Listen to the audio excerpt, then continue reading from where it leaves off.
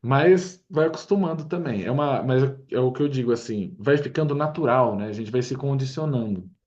E chega uma hora que vai absorvendo tanto, que é aquela coisa. Como que uma coisa se torna natural? Vivendo ela. Quanto mais presente ela tá, quanto mais a nossa rotina, a coisa tá, mais natural aquilo fica pra gente, a ponto de ficar quase automático, né? Então é essa a ideia. E assim, mas nossa, é difícil de pegar, é difícil de entender no começo, mas assim, é difícil, no começo é difícil. Tudo no começo é difícil. Porque a gente está aprendendo. E a gente já estudou isso ao longo do curso, né? Por que que é difícil? Não é difícil, só não é tão conhecido, né? Porque aquela coisa, as coisas não ficam mais fáceis. É a gente que vai melhorando. Somos nós que melhoramos, que avançamos. A coisa é a mesma. Tipo, vou fazer a prancha. Nossa, é difícil fazer.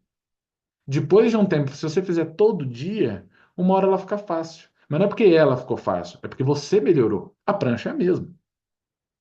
É um processo de desenvolvimento pessoal. Somos nós é que vamos melhorando. As coisas são sempre as mesmas, sabe ali? A regra é a mesma. Então, assim, o legal é entender isso para não frustrar, não desanimar. Aluno acaba frustrando muito, porque não consigo fazer, é difícil, não é para mim, e acaba não se dando oportunidade. Quando na realidade era só ter mais um pouquinho de uma coisa muito rara hoje em dia, paciência, né? Que para desenvolver tem que ter paciência. Não é de qualquer coisa, qualquer coisa. Menos aquelas coisas que são tão fáceis, que a gente, desde o começo, que a gente nem valoriza e abandona. Né? Vocês já perceberam que as coisas quando são muito fáceis, até criança faz isso. Ela vai jogar um jogo. É tão fácil o jogo que ela desencana rápido, que o que deixa a gente encanado é o desafio. Como que eu faço isso? Como que eu tenho que melhorar aqui, ali e tal? Se é muito fácil, a gente nem dá muita atenção na realidade. Eu acho que nada que se trata de corpo, de desenvolvimento, é simples mesmo, é sempre desafiador, porque é uma saída da zona de conforto. É um convite a melhorar, né? A melhora, a evolução de um processo, a cura de algum estado, né? De tanto físico quanto psíquico. Então, assim, é legal ter isso em mente para poder transmitir isso para os alunos também. Então, a respiração, eu queria muito falar sobre ela com vocês por conta disso, né? Independente da postura, a respiração está lá consciente, fluindo. Ela é veículo, né, para que a prática seja mais profunda, que a prática seja a prática correta, que ela seja saudável. Quanto mais intensa a prática, quanto mais profunda for mentalmente, espiritualmente, a respiração é a âncora para te manter ali alinhado, firme, para não se perder no meio do processo, né? A respiração é o controle do fluxo de energia, de prana correndo no corpo. Então, usamos ela para tudo. E o core ativo é legal, por quê? Primeiro, para o fortalecimento dessa cadeia muscular, para o controle dela, que é importantíssimo para o nosso estado de saúde. Então, para a estabilidade, para a proteção da nossa coluna e das nossas articulações durante a execução das posturas, dos asanas. E olha que interessante, e para controle energético, né? São bandas sendo executados com pranayama, que é a etapa que eu queria dizer também que é legal. O que que vai enriquecer a prática no Anga de Asanas? Não só nele, mas já que estamos falando dele, é nele que eu vou manter o foco por enquanto. Acrescentar, incluir mais técnicas na sequência de posturas.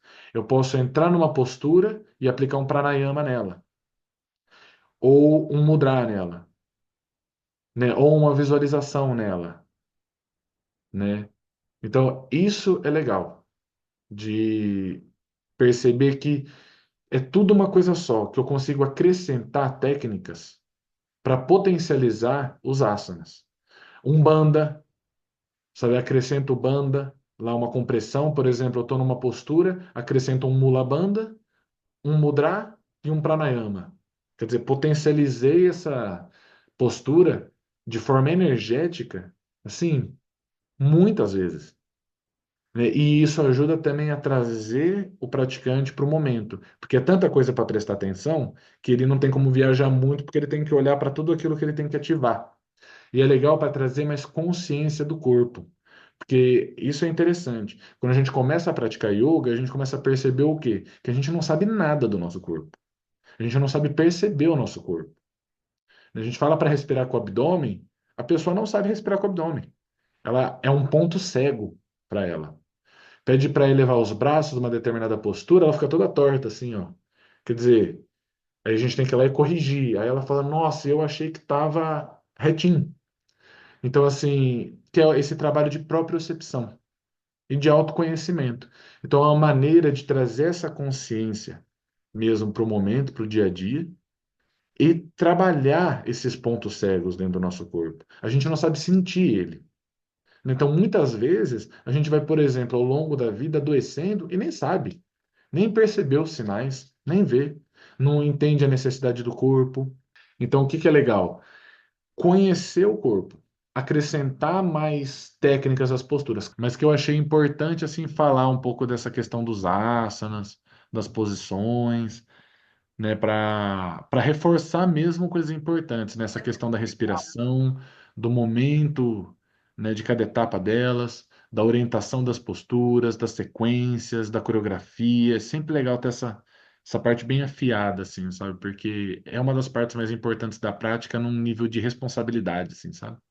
Com relação ao corpo do outro e tal. Mas é isso.